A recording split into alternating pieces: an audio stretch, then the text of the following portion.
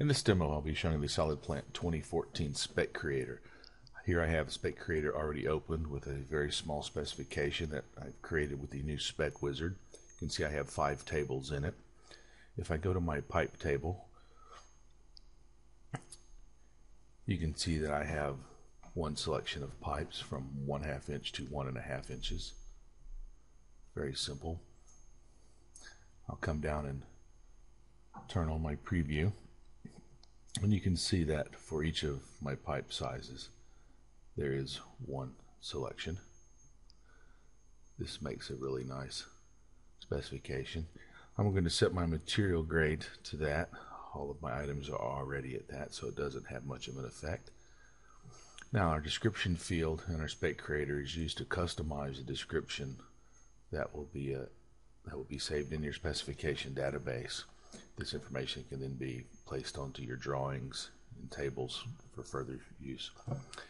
The description field consists of text, or you can use the data fields from the component database. Here I've typed in pipe schedule, and if I right click, as I've just done, you will see the data fields that are available. If I go to the bottom, I will hit my scroll arrow, and I will scroll for the schedule data field. There it is. This will be entered in brackets, as you can see, and I will add a little bit more text after this. In this case, the schedule value will be filled in from the data for each individual component that I have in the preview table beneath. So I'll enter a few things here.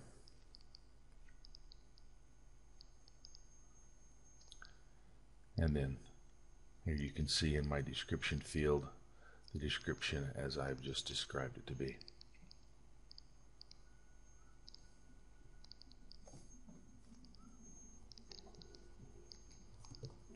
There's my schedule. All of these components happen to be schedule 80, so that appears.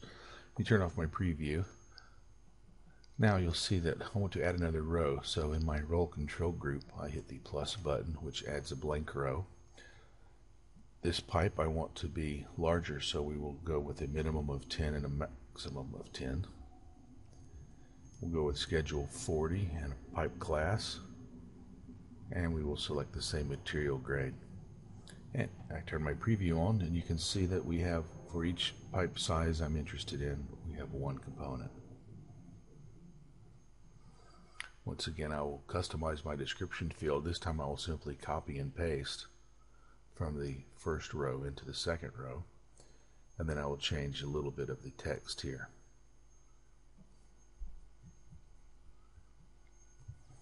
I will update our preview, and here you can see my description field is updated to match my first one with the slight difference in text.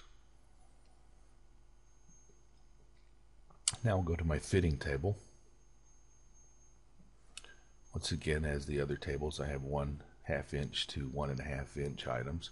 In this case, you'll see there are no items in the preview table. I have essentially filtered everything out from the available catalog items. So what I will do here is remove the schedule. I will leave these as they are, and I will set the class name of this elbow. One way to refresh my preview there is to turn it off and on, as I've just done. Here you see my components. Now I want to add another row. I once again use the add row button to add a blank row. We'll then select from my drop down list to define a filter for these components. So I will now add some fittings from 2 to 10 inches, and these will match the pipe I just selected also. These will all be butt welded components, and they will also be 90-degree elbows. And here is my preview. Once again, the best specification has one component for each size you need, and this allows Solid Plant to automatically route without having to ask which component you would like to use. So here I will duplicate a row, and this duplicates the existing filters. Very handy in the fittings table in particular, because then you simply select a different class, and we have very rapidly created a filter for our tees.